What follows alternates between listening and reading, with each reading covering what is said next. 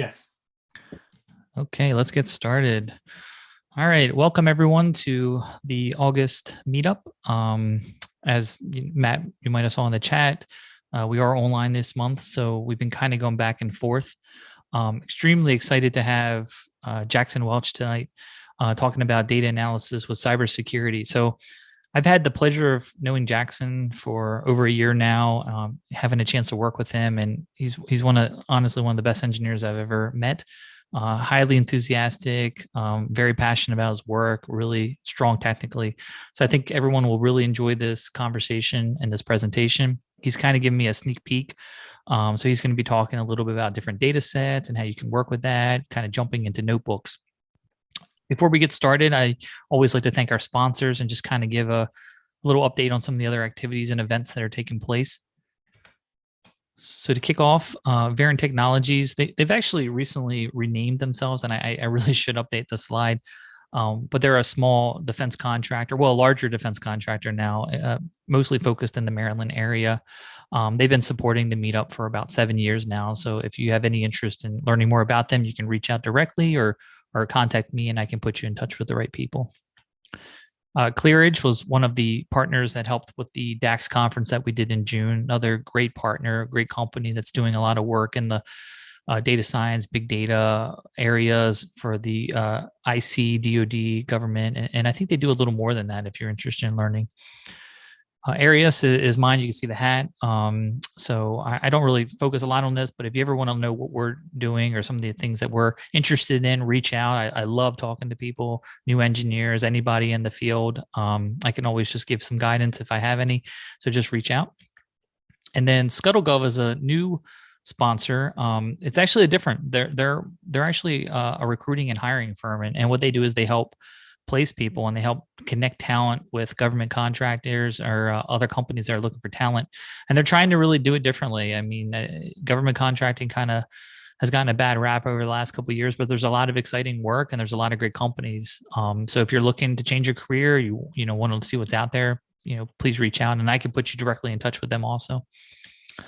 Event wise, I'm a little bit in flux, so this is actually out of date. So the plan right now is for next month to have a speaker talking about actually related to sports betting. I've always wanted to have something in that field or that topic, and I think I found a Maryland-based company that's doing some interesting stuff with some of the guys that actually talk about sports betting and provide like picks and things. So I'm working on that.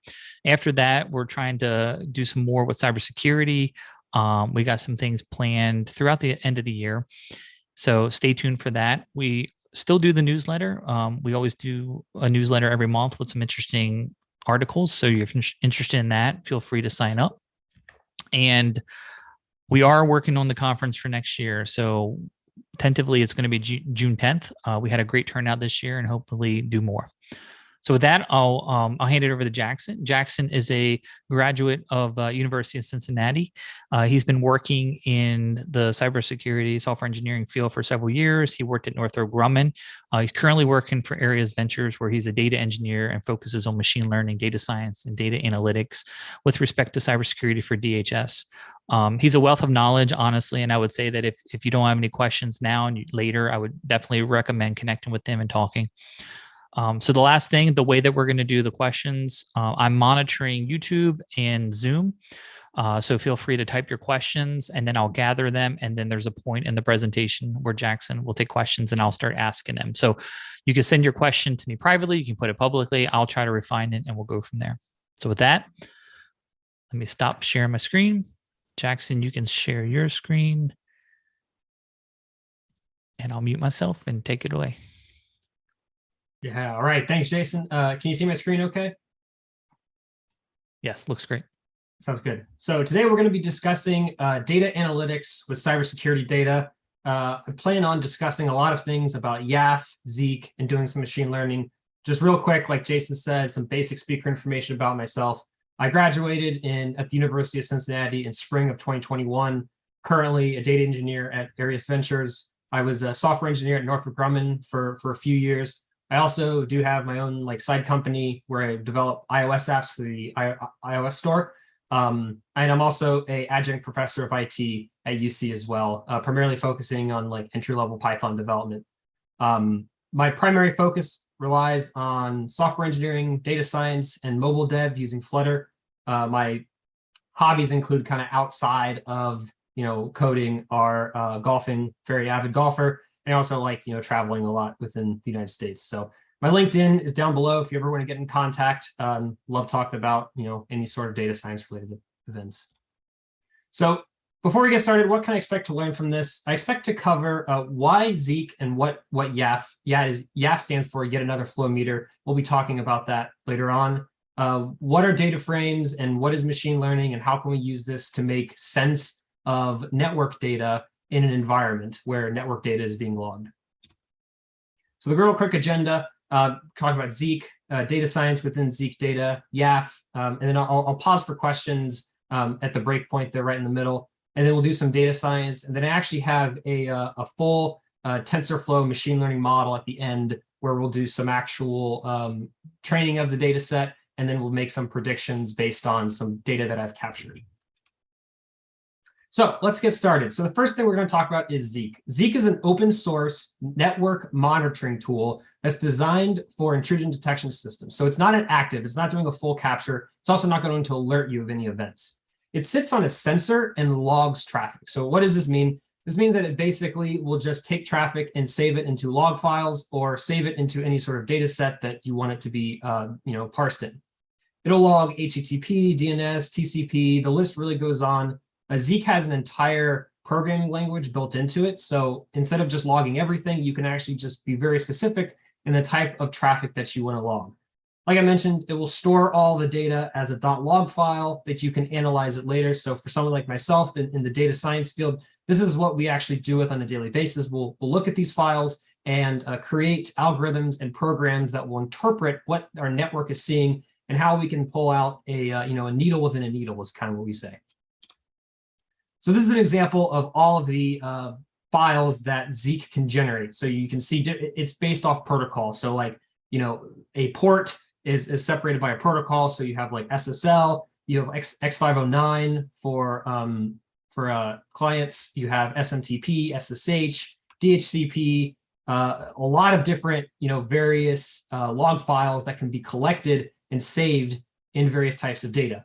More modules can be enabled to store more data. So you can, if there's a certain extension or a new type of tool that comes out that you really want to be, cognizant of. So for example, like SSL always has a lot of new things coming out of ways to detect some sort of SSL. You can actually enable a lot of different SSL modules that will then give you more insight to the data of what's going on. Because since SSL data is encrypted, you don't always get to see what the actual contents is, but there's a lot of metadata within the SSL packet that you can go ahead and try and interpret that way.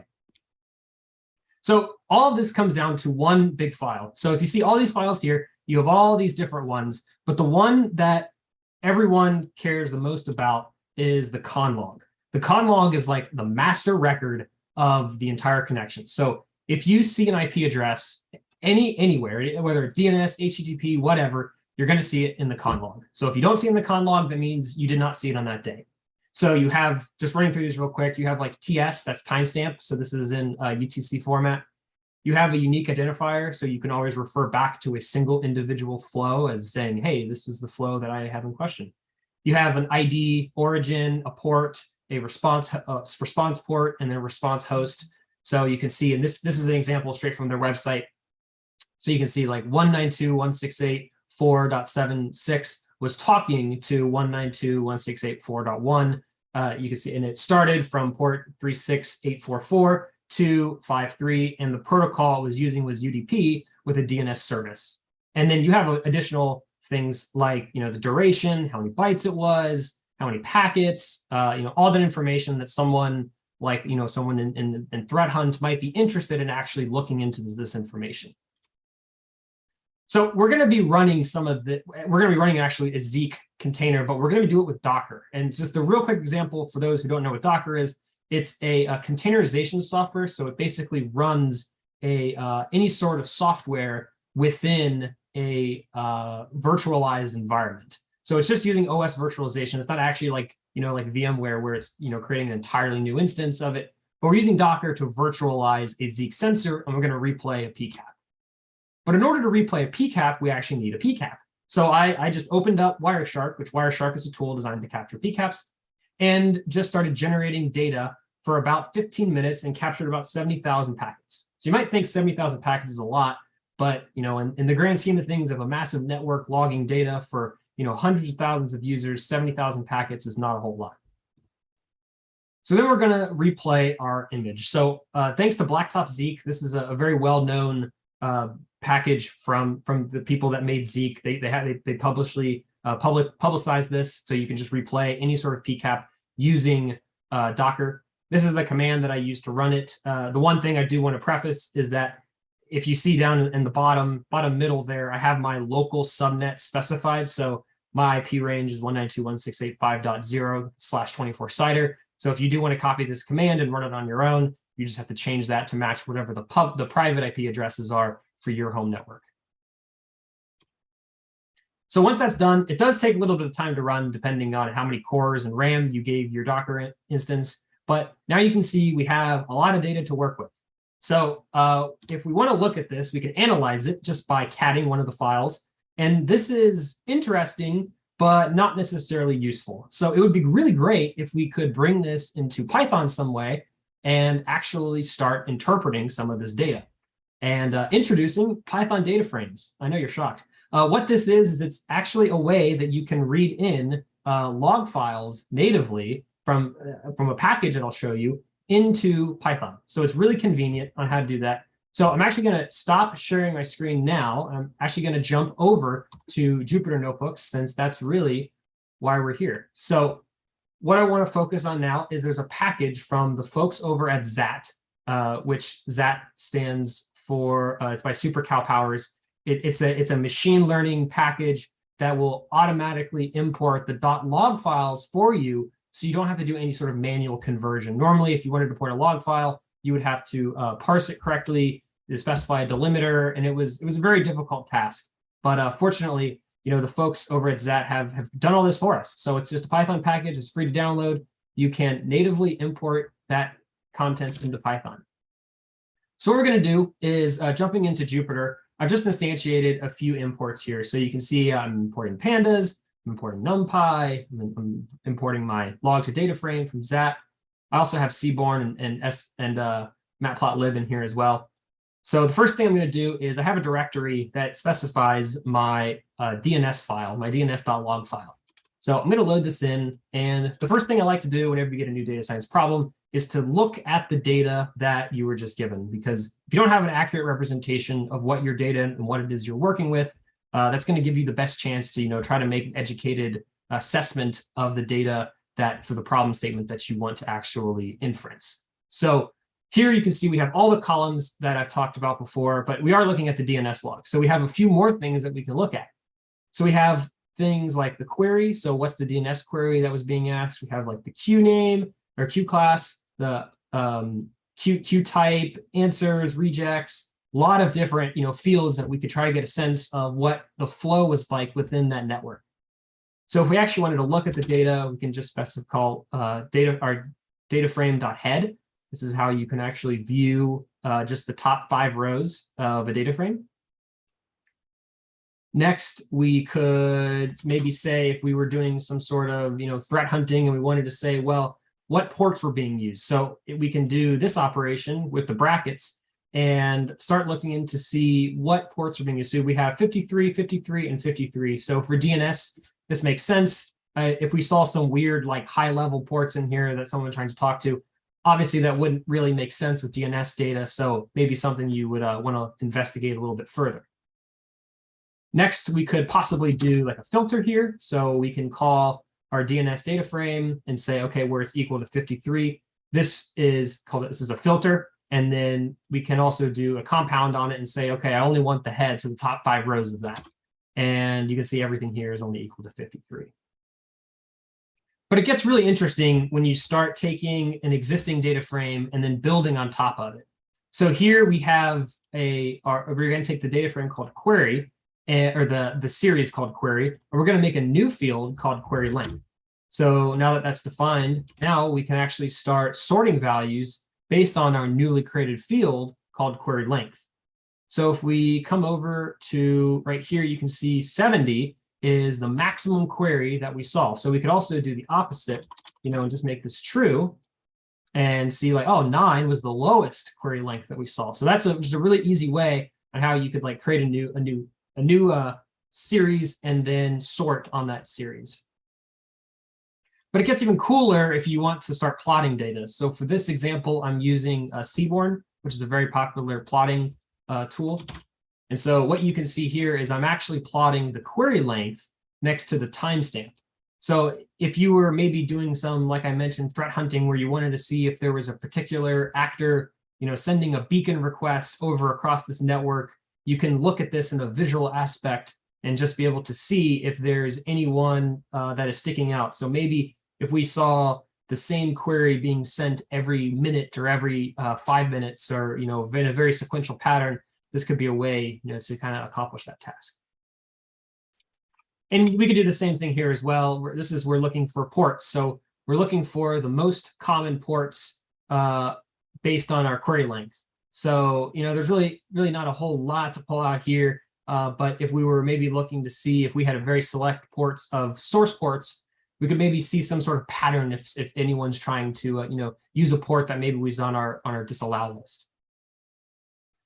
So furthermore, we can also create a new function. So I've defined a function here called entropy, and I'll be using this throughout the rest of the presentation. Entropy is often interpreted as the degree of randomness or disorder in a string.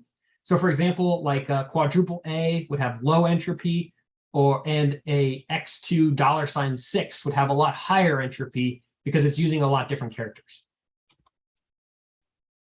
And so I can create this function. I'm going to provide a lambda function. So I'm using the lambda operator as a map. So this is taking the query as an input. So for each query, we're going to feed that query value as x into our entropy function and then save it out as a new column called entropy.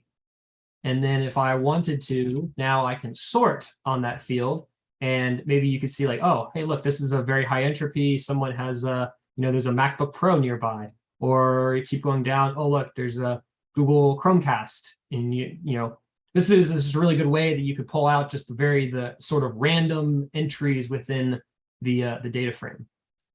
So I am also now going to shift over to a new notebook. So we're going to do a little bit of machine learning on this one. We're going to use the same one. I'm going to be using an isolation forest here. So an isolation forest is basically the level of strangeness in a data set. So I'm starting off with, I'm looking at the HTTP logs this time.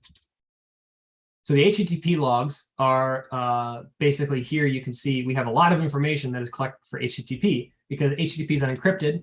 There's a lot of data that Zeek can capture within the logs. So you can see we have things like the URI, the host, the username, password, any of these. Although if you ever find someone password that's filled, I would run. So that's not safe.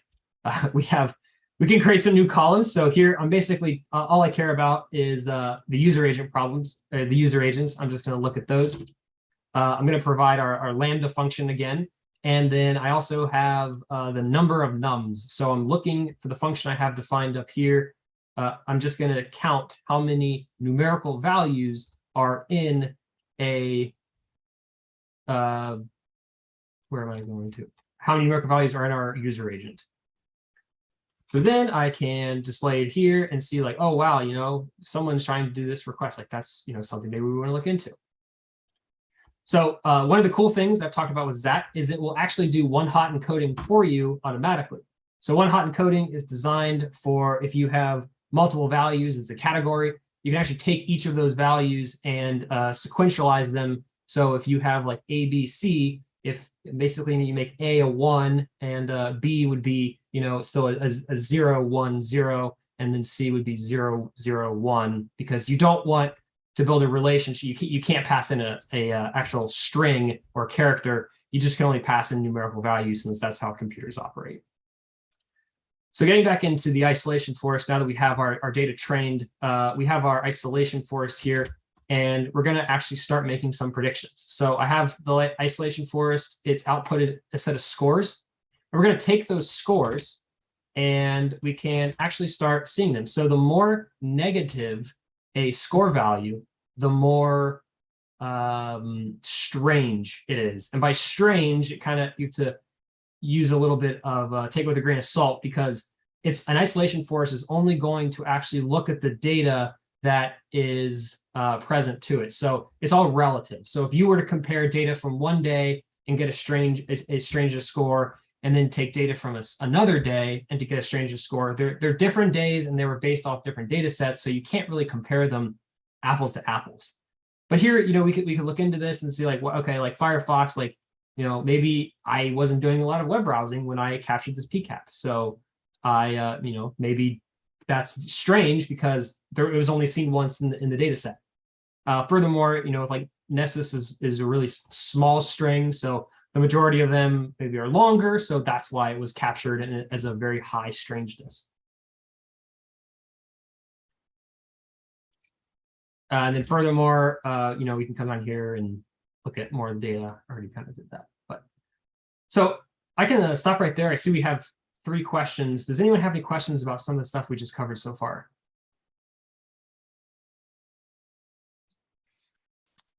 I haven't seen any questions. There was like a basic question that Matt had asked about, was the default sort true? But I think that was more of just like a basic pandas question.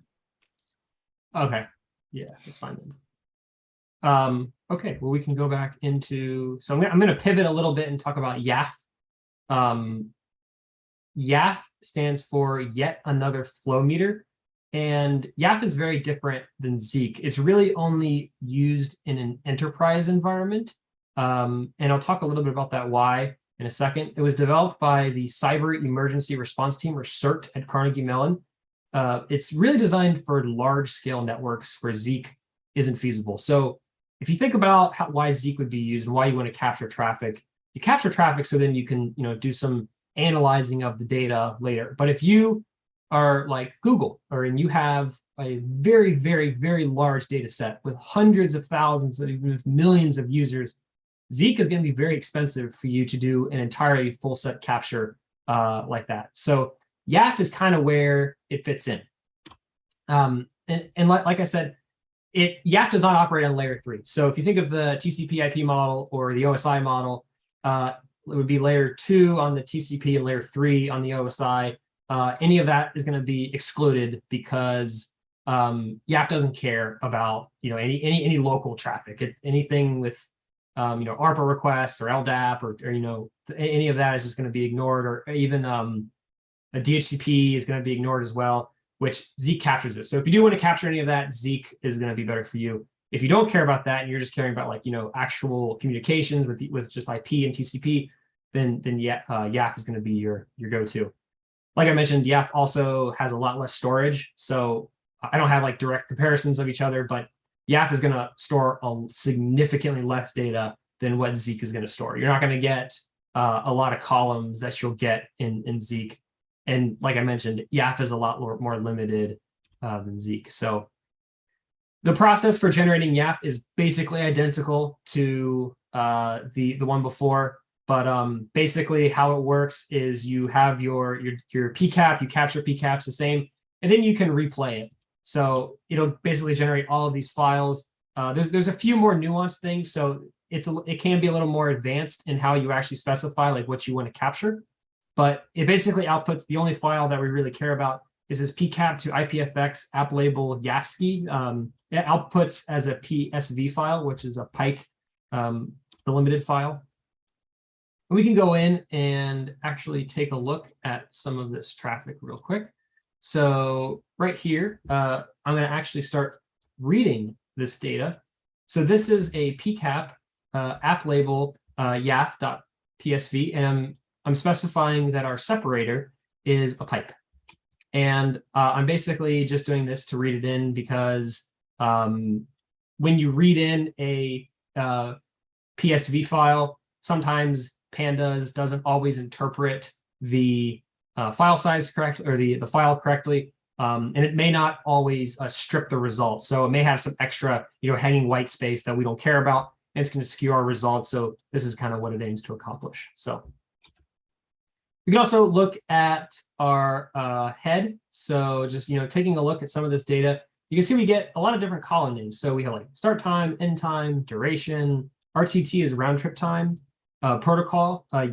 YAF does not actually output the protocol name. It outputs just a number. So that number actually corresponds to a protocol. So 6 is TCP, 17 is UDP, 1, 0, and 1 are ICMP.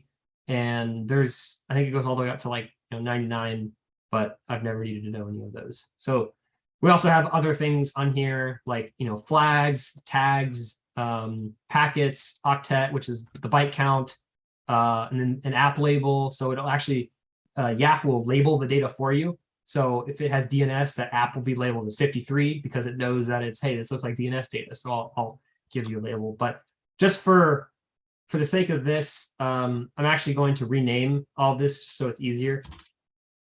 And if we look at our newly created data frame here, you can see that we have the round trip time, but we now have from the renamed addresses, we have source IP, the source port, destination port, initial flags, the union flags, reverse flags. So YAF puts a really big focus on the TCP flag that it captures. So the initial flag is the first flag that was seen. So YAF will try to sessionize the data. Zeek doesn't do that as much. YAF will try to make a start and end point from when a flow starts to when a flow ends.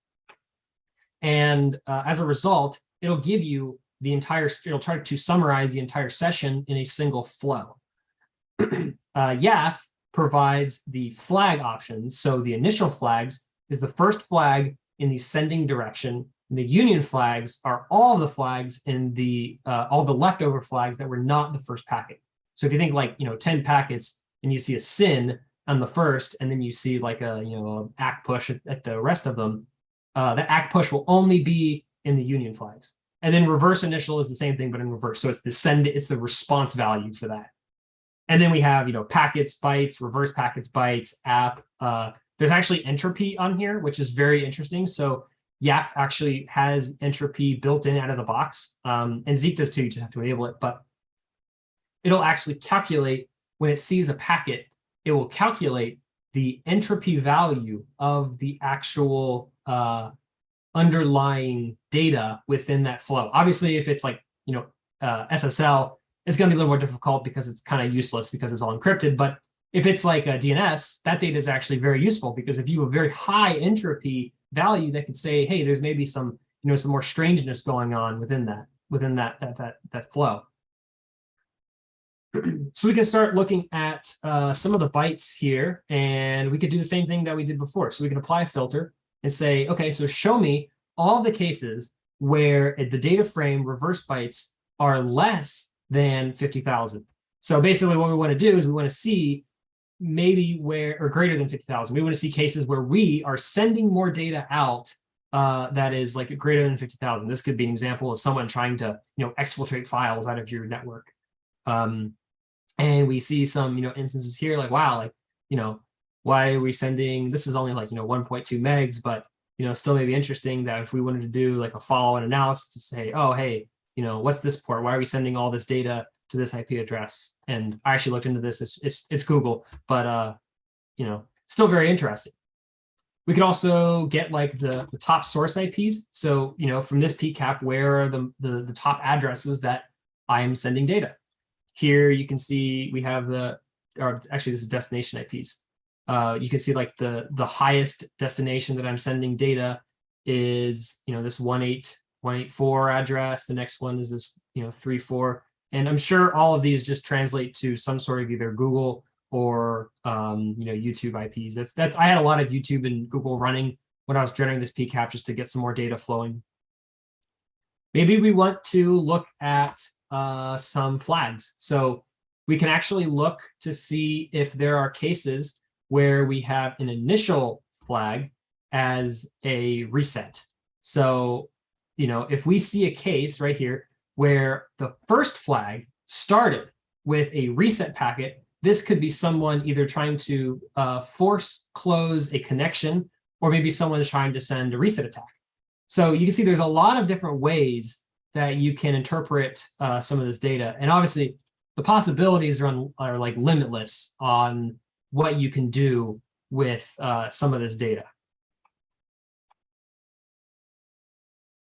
So I'm going to jump back into the presentation here.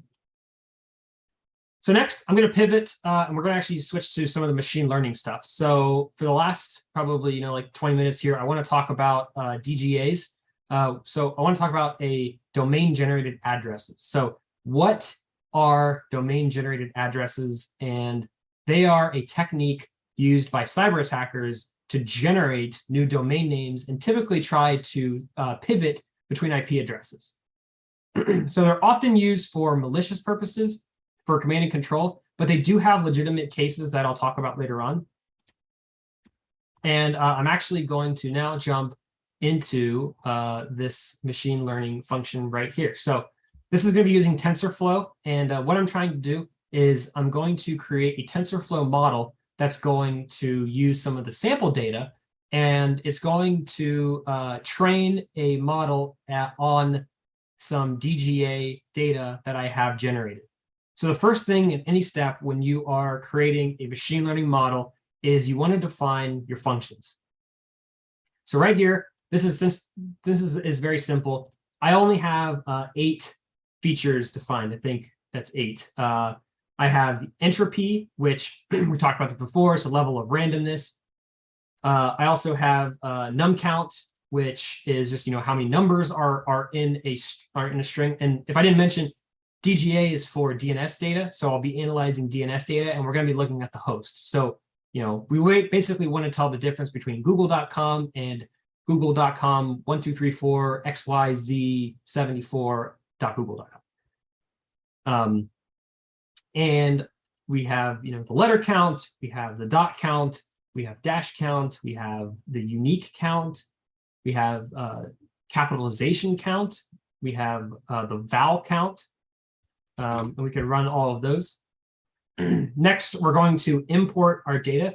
So the data source that I'm working with is fairly small. It's only about 52,000 entries for each data set. So I have a bad data set. So these are the data that is negative. So I could show you this here, that if we go down here, you can see okay, so this domain here, obviously a DGA probably shouldn't, be connecting to it. It's probably someone maybe malicious trying to, circumvent and get a reverse connection back to your computer or to do some C2 connection. And then we also have some legitimate domains as well. So I downloaded Alexa top 1,000 or the top 1 million addresses. I'm only limiting it to the top 50,000, but we have things like, Stack Overflow and Windows Update and Live.com and, Netflix and Microsoft, whatever it may be. Those are the ones we want to tell our program that, hey, this is legitimate. We don't actually want to ignore it. We want to make sure that you are not picking these up because they are legit. So I'll run this. Next, we're going to apply our classification. So if we have a domain and we know that it's bad, we want to give it the value of 1. We're going to create a new column using what we learned in the first example we're going to call it class, give it a 1. We're going to create another class for our clean data set, give it a 0. So if anything is good, if it is a DGA, we're going to give it a 1. And if it's not a DGA, we're going to give it a 0. And then we're going to join them together. Okay, so that completed. Next, we are going to do what's called feature extraction. We are going to take all of our data that we have, so our, all of our values, our host values, and we're going to run them through all of our functions. So we're going to be calculating the entropy, the num count, the letter count, all of those values that we just talked about, and we can now take a look at our data frame. So you can see our goal here, like I've said, is we want to take our domain, but pull out all those features, because we're not going to be putting the actual domain address in our value. If you think back how I learned this, to think back to algebra, the basic example was we want to take our entropy, num count, all of these, and say, hey, all this data equals 1. And we want to take the next one and say, hey, all this data equals 0. Find the formula between these two. That's kind of the basic example of what we're going for. Okay, and once we have that defined, then we want to convert our data to a NumPy array. So right here, we're going to call our 2NumPy. This is going to be our Y value. And right here, this is going to be our X values. So we want to drop our domain and we want to drop our class because we don't care about those anymore. Next, we're going to split our data into a train test split. So it's very common practice to split your data doing maybe like an 80-20 split. For this, there's actually a built-in feature already in TensorFlow that'll do all this for us. You also want to shuffle your data because if you saw back when I joined them together, I don't want the machine learning function to actually like learn the order that they're in. I just want it to learn the actual value. So shuffling them is usually a pretty good idea. So once we have that, now we have our data ready to be trained. And we can look at our array, and this is what we're going to be feeding actually into TensorFlow. But first, we actually have to define what we want to use. So this is kind of where more of the art side meets the data science side. So for this example, I have an input layer. For first, I have a sequential series defined with an input layer of 8. So 8 signifies how many layers are in your field. So we have 1, 2, 3, 4, 5, 6, 7, 8. So those 8, that's going to be the number of inputs in your model. Next, I have a dense layer with 10. So we're going to be upscaling to 10 layers, and then we're going to upscale to 30 layers. And then I have a dropout. And so a dropout will go from 30 layers and will drop out the lowest 40% of them. So if there's, connections, if you think of this like neurons, you have, 10 nodes will connect to 30 nodes, and then we want to drop out the weakest 40% of those nodes will be terminated because you don't want to overfit your data. You don't want to make connections that aren't there. And so that's why dropout layers are usually, very important in this. But this is a very basic example, and you'll see that, as we go on. So then you need to compile your model. And for this, I'm using a sparse categorical cross-transfer and we also have the atom optimizer. This is pretty basic for categorical sort of for categorical solutions, because we're saying like x equals y. We want to find that data. And then I'll call model.fit, where we pass in our training, we have our validation data, we pass in our test, and then steps per epoch. This is pretty standard at 100, and epochs at 10. So I'm going to train this. This will not take very long. And what I want is, if you can watch this accuracy score, you can see as we go along, as we wait for this to train, this shouldn't take super long. This will actually keep continuously going up. As our model starts to improve, it'll actually start to, making more sense of what the data is.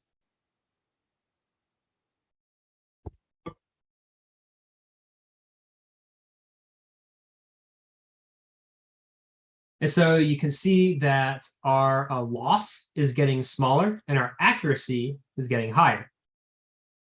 And so if each time that if your accuracy continues to go up, that means you have a pretty good model, and it's continuously starting to learn and getting better at trying to find a solution.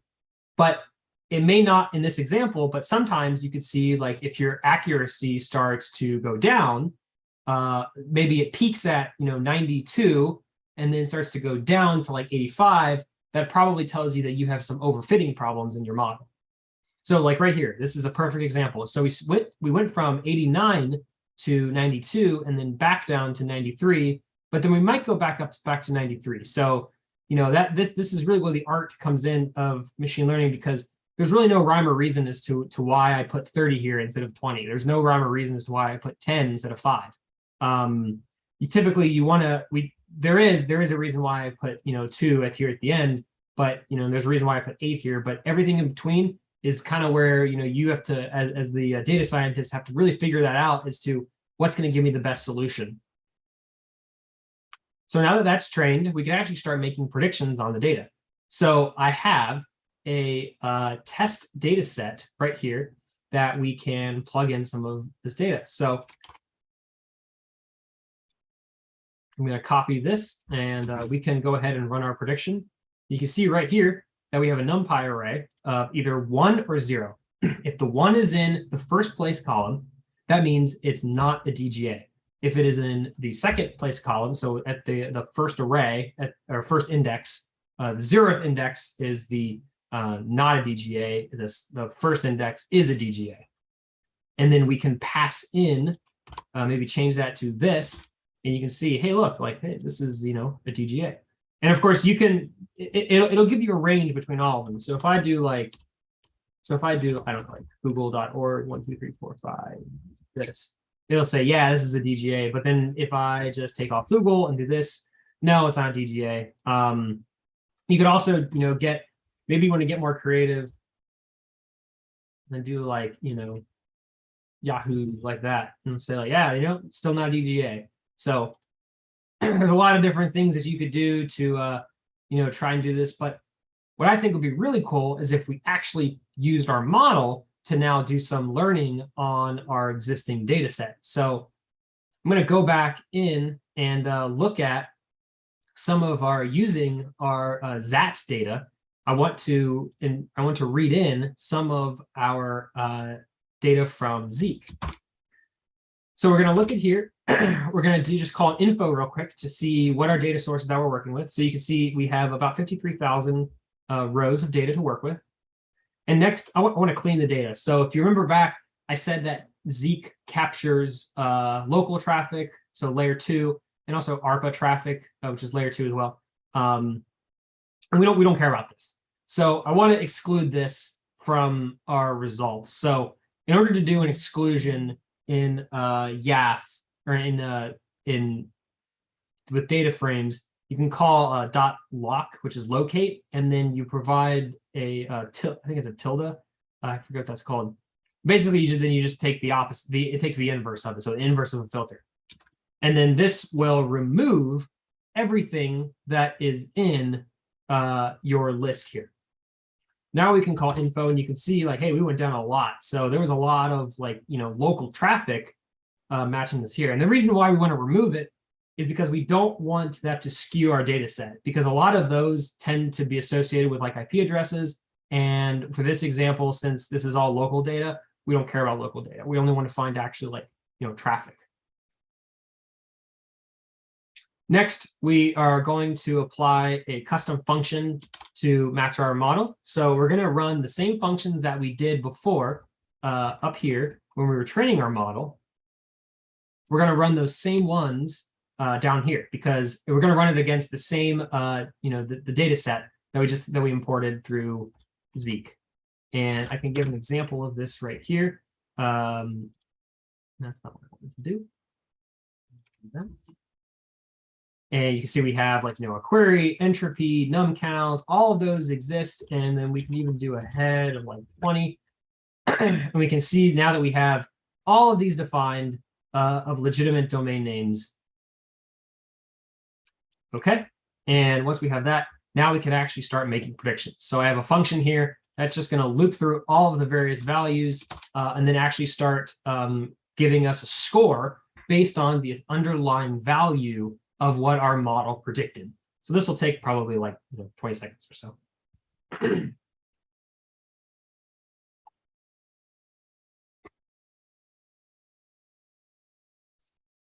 And then at the end, we call reshape, just because it's going to put us back in the right format, because we want it as a 1/8 shape. And then this will just, basically make sure that we don't have any outliers that are distorting our data set.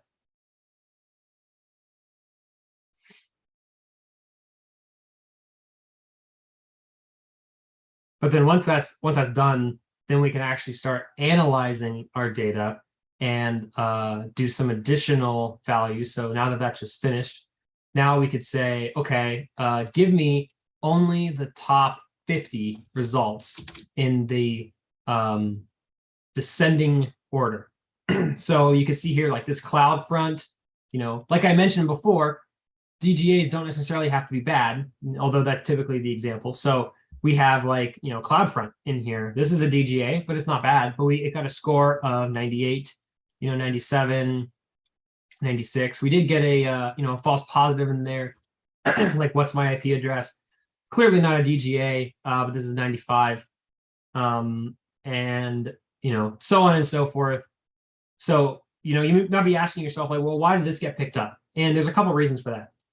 First of all, our model is fairly simple. It's only 8 input nodes, which is not very complex if you're going to be using this in a production environment. You would want to get this at least to probably like 15, if not 20, maybe even more than that.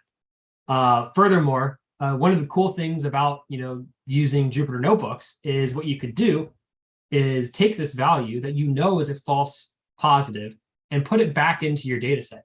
So if I were doing this, like for real, you could put it back in here and say like, oh, I already did that. So you could say like, hey, here is a false positive that I saw that in the wild that is not accurate. I want it to be included in our training data so that our model now knows this is not anything to be alarmed about. This is kosher.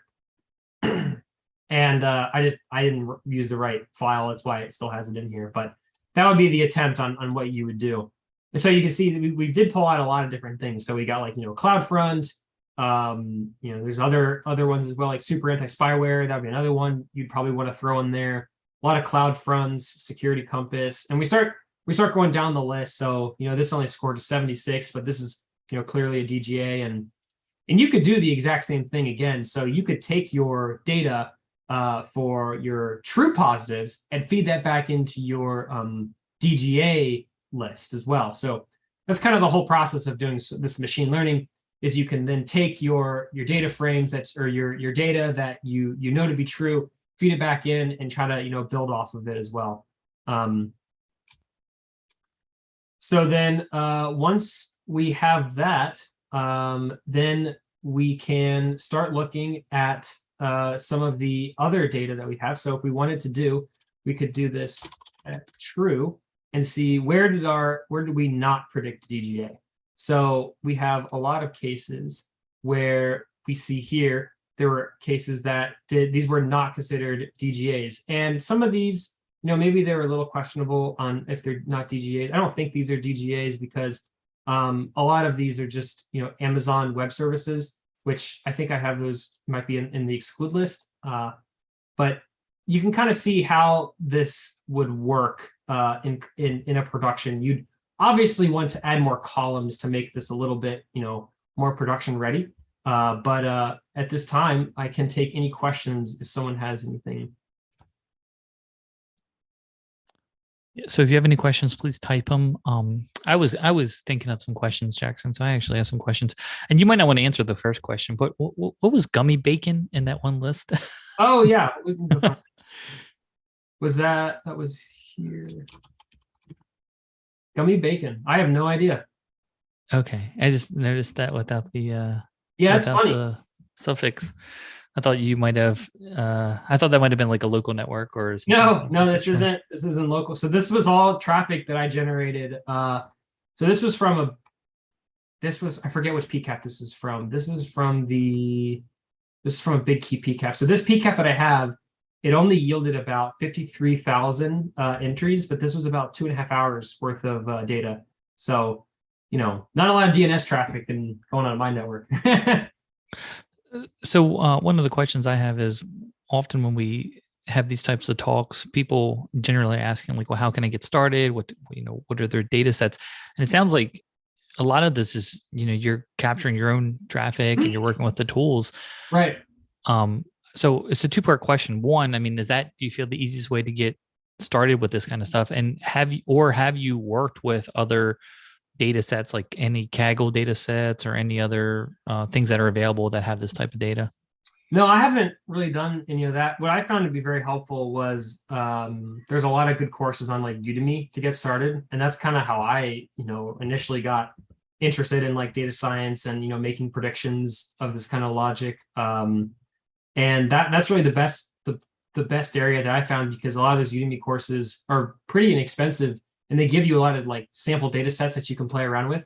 One of the most common practice ones is the Erias data set that is built into I think it's built into either scikit-learn or TensorFlow, one of them, and it's just a data set that you can predict different types of petals. So there's like 3 different types of petals, and you just build a simple model on how to do that. That was a really easy thing that I did probably about a year ago on how I learned, like the basic input-output operations of, machine learning, and then eventually scaled up to the point to be able to write your own custom ones. And it's just a continuous snowball of building on knowledge. And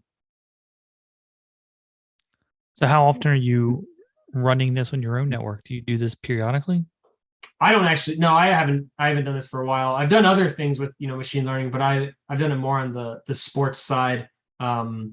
So, I probably should, there's a lot of data to log. That would be kind of interesting if I were to do this on a, holistical chart to view this on a yearly basis to see all the requests of, data that's being sent to and from my home network. But, I haven't done that yet. So one of the things with data science, they always talk about the intersection of computer science and mathematics and domain expertise. And as you were talking through this and you were referencing like layer 3 and the flags, TCP IP, do you feel that you really need to have a strong network understanding, cybersecurity understanding to do some of this work? I mean, do you think that's an area where you really have to understand all these terminologies, or can you kind of jump in without that deep understanding? Yeah, I mean, I would say that data science in and of itself doesn't have anything to do with cybersecurity, but at least in my current role, we're dealing with cybersecurity data. So, if you're going to be using like Zeek and YAF, those tools are really designed for someone who has a decent understanding of cybersecurity, and so you're combining multidisciplinary fields of not only machine learning and data science, but then you throw cybersecurity in there as well. And yeah, I think it can be a little daunting to get started right off the bat, but at least just having like a basic understanding of like TCP ports and just how packets flow across the network, I think is still a pretty good baseline understanding on how that traffic at least flows is probably required. Have you worked with any like hardware that does capturing of packets or IDS systems, or have you really just worked with like the software solutions that look to be grabbing the packets? Yeah. I mean, in one of my, I did a little bit at Northrop also, where we looked at, I'm drawing a blank on the name, but yeah, it was an actual IDS that did alerting, and we were trying to build packets to investigate that kind of traffic. So that was really cool. But I'm mainly more on the software side, doing more of this types of packet analysis and traffic analysis, and finding a needle within a needle is really what the goal of this is to do. So at the end of the day, you're building these models to try and not only make predictions, but you want to pull out information so that you can give that information to those who can make decisions. So all of these models that you build, it's fine and great, but if it's not going to actually like get the job done or be able to deliver value to whoever your stakeholders are, then it's probably not really that useful. There was a question about what other basic fundamental knowledge do you think is needed related to cybersecurity to do some of this analysis? I know you mentioned some of the networking stuff, but have you come across any resources that are like a get started guide to any of this? I'm not. I mean, YouTube is just a fantastic resource. It's free as well. There's so many entry level cybersecurity places to get started. Obviously, having Python knowledge is pretty important as well. But this is I've started off in Northrop, where I basically just did Python for 4 years or so. So I felt like I had a pretty good entry level knowledge. And then also my undergraduate was in cybersecurity, so I feel like I had a pretty good baseline from there, and then kind of worked my way up a little bit. And furthermore, it helps to also have a understanding not only of cybersecurity and data science, but other programming languages as well. So, I mentioned Python here, but also R is another programming language that we've used previously, and SQL is pretty important as well. I don't have an example here, but working with like Postgres databases and creating connections between doing joins and inner joins and outer joins, and writing your own functions in SQL is also an entirely different branch of some of the things that I've worked with that I just didn't have time to cover today.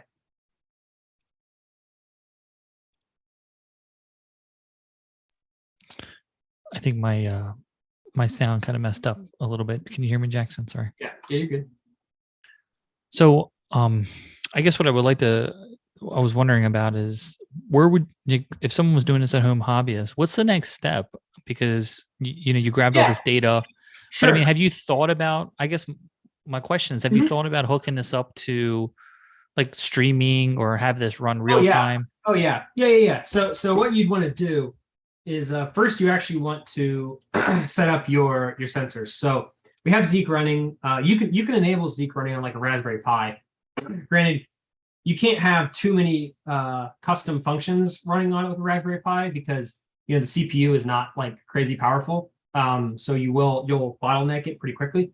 But what you can do is if you just use the baseline default, you'll save these files out. Basically, you configure it to run every day or hour or whatever to log these files. It'll dump those files to you can partition it by day. It's probably the best bet. And so then every day you can just get a list of all these files that you see here. And then once you have those, then you can do exactly what I just showed here and create these functions and have them running on basically just have them running in the background. So you could have a remote server pull in those files and say, hey, read all this data, and then basically only send me an alert if I come across a DGA that is not in my blacklist. So like right here, I have like these CloudFront, like those are probably fine. I don't care about those. I don't need to be alerted on those. But you can set this up so that you're alerted if if I get a DGA that's not CloudFront or this gummy bacon, like that's probably something I should probably look into. And this is just one example of it. So to do DGA analysis, you could take this to a whole nother level. You could do exactly what I just showed you with user agents. So basically in like 10 minutes, we could take this entire thing and swap this data out from DGAs to user agents. Obviously, you would need a list of like good user agents and bad user agents, but you could find like user agents that are from maybe a bad source that you want to investigate. So there's so many different ways that you could go with this in terms of looking into that kind of traffic. And furthermore, like you said, you could scale this up to a bigger network. Now, storing it is going to be a problem because I don't know what the retention policy would be and how long you want to store it. But if you were storing it for maybe the last 30 days would be fairly small. But if you start going beyond like 90, 80 days, you're going to get fairly large results. So just to put it into perspective, the 1 gigabyte PCAP that I had compressed down to about maybe 25, 30 megs worth of data. And that's only about an hour. So you're probably looking for maybe, 400 megs for a day's worth of data. It really depends on how much traffic your network's getting. If you're in like an enterprise, apartment or something, that might be a little more difficult. And then to do all this processing, you would have to save the model out and then load it in, and then do that on a different environment. Because if you were to do what I just showed you, but do it for like run that machine learning function on a gigabyte worth of data, a gigabyte data frame, it would take you a very long time. You would want to get GPU accelerated functions in there as well, which TensorFlow can do. I didn't show it in this example. It's kind of interesting to think about like what some of the larger companies are doing, like what they have set up. I think they call it like ML ops, right? Yeah. The way how they would have that set up. That's interesting. So we do have a question, and kind of what I was saying, a lot of folks always are interested in how to get started. So there's someone that's kind of doing some work with incident response and forensics and wants to move into data analytics for cyber. Do you have any recommended starting point? He was looking at the IBM Data Analytics Professional Certification. Do you have any recommendations, Jackson? Yeah, I mean, I would say the first thing to do is, start downloading. I'm a very self-taught person, so I really like, getting, understanding it and getting my hands into actually like coding and, working with people that are in a field similar to mine. And so I would start by looking into what you're interested in. So if you say that what you already know is in the incident response and forensics. So like forensics is kind of what we're already doing here, but it's just coming at it from a different angle. So if you already know Python, if you already know cybersecurity, then that's great. So you can build on that knowledge and then start pivoting to a different career choice. So before I started, at Erias, I did not know anything to do with machine learning at all. And this is just something that I was interested in. I knew cybersecurity, but I didn't know anything with, machine learning. And so I really just thought it was interesting. I had an opportunity in the position to, do a lot of research into it. And I really thought it was, really cool. So there was a lot of great resources like on YouTube and Udemy, like I mentioned, are just fantastic places. There's so many free tutorials available where they, basically go through an example that I just showed here on how to get started with machine learning.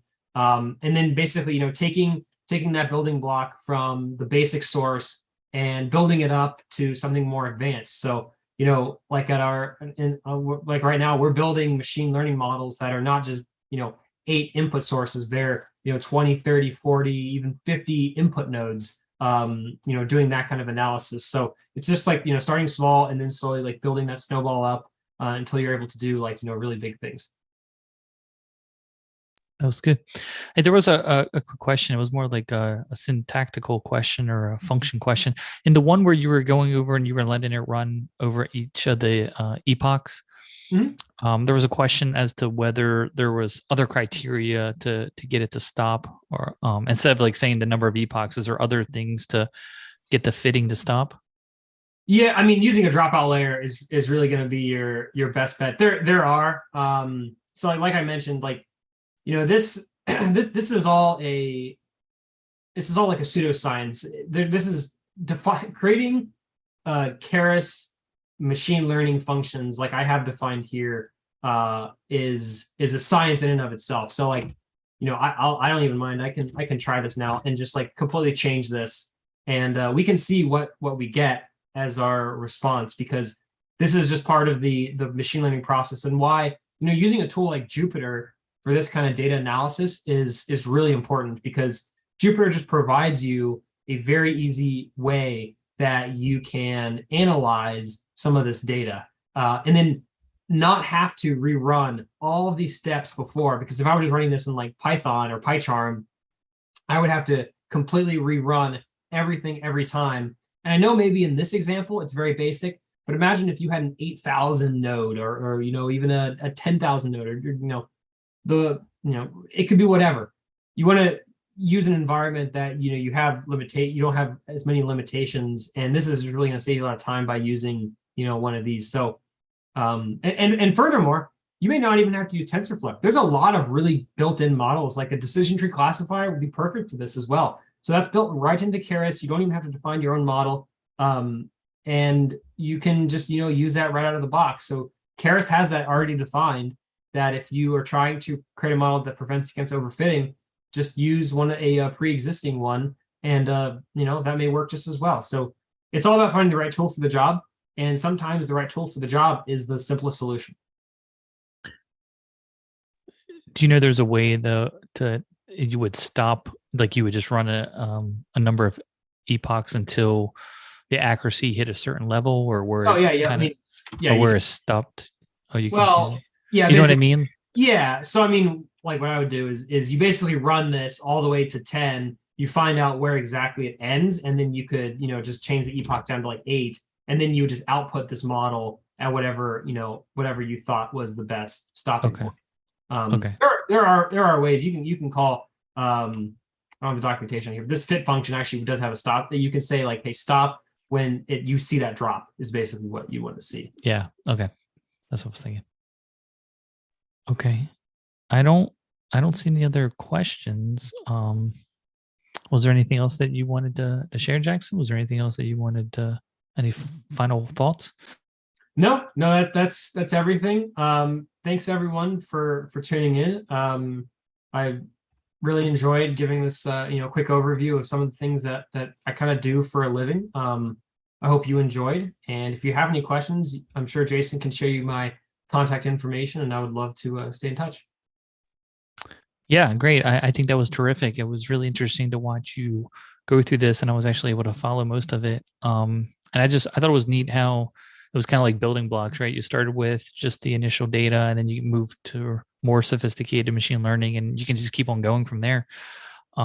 So for everyone in the audience, and for those that aren't in the audience, this is recorded. So if you want to ever refer back to it, and yeah, if you would like to reach out to Jackson, he's accessible. And if you have any questions, but I appreciate everyone that tuned in. Thank you, Jackson. You did a great job. And hopefully I'll see some folks next month at the next meetup. So thank you and have a good night.